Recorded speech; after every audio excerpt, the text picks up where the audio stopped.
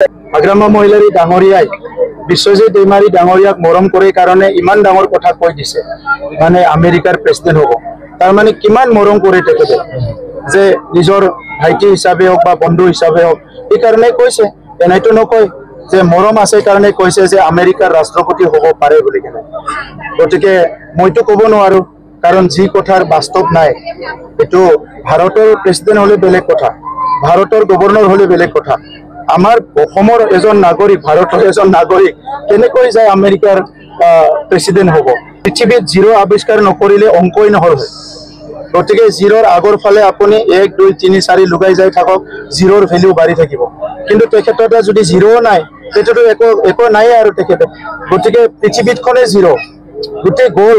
এই সাৰ্কেলৰ পৰাই সব কিছু হয় গতিকে সাৰ্কেলটো তেখেতে বুজি পোৱা নাই সাৰ্কেলৰ পাৱাৰটো আজি দিনৰ আগ্ৰামা 1 নম্বৰত আছে বুলি কৈছে ইটো যদি 90 ডিগ্ৰী টাৰ্ন কৰি তেখেতে লাষ্ট নম্বৰত আছে আমাৰ মিটিং দেখিছে মানুহ ওলাই আহিছে ৰাইজ ওলাই আহিছে ইমান সুন্দৰ সাপোৰ্ট গতিকে সব ইলেকশন আহাৰ লগে লগে সব দলে ইয়াতে কেন্দ্ৰীয় দিব তৃণমূল কংগ্ৰেছও দিছে জিএসপি দিছে সবে দিছে গতিকে সবৰো লিডাৰ বিলাক আহি কথা কব আজি তেখেতসকলক অলপ ডাঙৰ দল কাৰণে আপোনালোকে ৰেফাৰেন্সত আনিছে বেলেগ সৰু দলৰো ৰেফাৰেন্স আনক তেখেতসকলক কিবা নহয় কিবা কৈ আছে